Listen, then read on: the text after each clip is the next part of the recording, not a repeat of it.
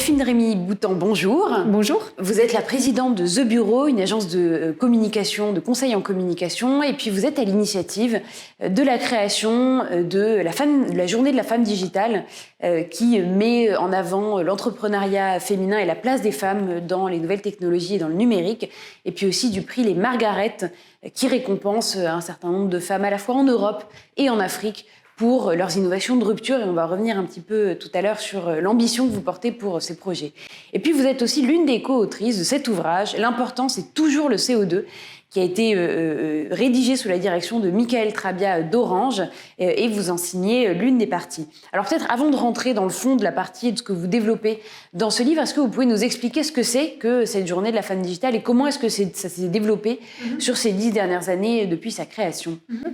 Alors la journée de la femme digitale, je l'ai créée en 2012 quand je suis rentrée de Londres en France pour entreprendre. Après 15 ans d'expatriation, où j'ai été beaucoup aux US et basée à Londres, où j'ai travaillé pour une grande entreprise de la tech. Et quand je suis rentrée, j'avais pas de réseau. Je redémarrais en fait à zéro, puisque j'avais quand même vécu longtemps à l'étranger. Et j'avais créé donc effectivement The Bureau, le groupe de conseil en transformation digitale, en communication. Et donc, l'idée, c'était de mettre en avant et de valoriser les femmes de la tech. À l'époque, 2012-2013, c'était le tout début sur ce sujet. Aujourd'hui, il y a pléthore d'initiatives sur ce sujet-là, mais à l'époque, on était vraiment les pionniers, les pionnières. Et de cet événement annuel, la journée de la femme digitale, c'est devenu plus qu'une journée, mais a journey. Et en 12 ans, on est devenu un accélérateur de croissance pour les femmes qui changent le monde grâce à la technologie. Et on est effectivement présent en Europe, en Afrique et désormais, depuis peu, au Canada, puisqu'on a ouvert un chapitre au Canada. Et donc l'idée, c'est, notre travail, notre entreprise à impact, que j'ai fondée il y a 12 ans, qui a pour ambition de mettre en avant les femmes qui changent le monde grâce à la technologie et l'innovation. Et on le fait au travers 3 axes majeurs. L'éducation, la formation. Donc on travaille avec des grandes écoles, on travaille avec les écoles d'ingénieurs, on travaille avec les grandes écoles au féminin, etc. Et beaucoup d'acteurs privés aussi sur l'éducation, la formation. Les rôles modèles, parce qu'on ne peut pas être ce qu'on n'a pas vu, et donc on le fait au travers un prix, les Margaret, qui est le seul prix tech au féminin sous le patronage du président de la République française, qu'on remet chaque année à des femmes entrepreneurs, intrapreneurs, des femmes qui portent des projets de transformation dans les grandes entreprises, et puis les juniors pour la relève, pour les jeunes filles de 7 à 18 ans, qui elles ont une idée, un projet pour changer le monde, et on les accompagne pendant un an pour que ce projet, cette idée devienne une réalité grâce à la technologie. Et le 3e axe, c'est l'accès au financement. On le sait, 98% des fonds disponibles dans le monde vont aux hommes fondateurs, et donc il reste 2% pour les fondatrices de start-up.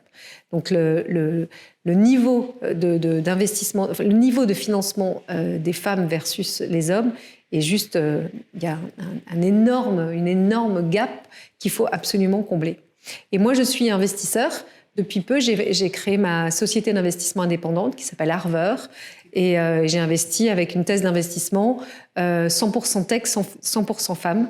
Et donc, je démarre mes investissements autour de 5 sociétés aujourd'hui. Et alors, comment est-ce que vous reliez cette dynamique d'innovation au féminin depuis une dizaine d'années, vous nous l'avez expliqué, avec la problématique environnementale et écologique? Où est-ce qu'elles se rencontrent et comment est-ce qu'elles s'auto-nourrissent? Ouais.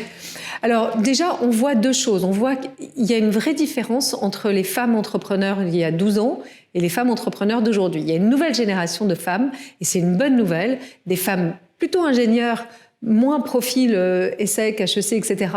Donc elles ont cette brique technologique qu'elles mettent à disposition pour des problématiques.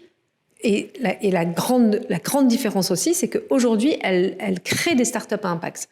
Donc, elle crée des startups qui vont répondre à des projets environnementaux, sociétaux, et donc, bien sûr, avec cette notion d'impact et cette notion de l'environnement et de ce dont on parle aujourd'hui et dans le livre, de décarboner, de remettre en fait la technologie au service de l'humain, ce qui a toujours été, et de le mettre aussi au service de l'environnement.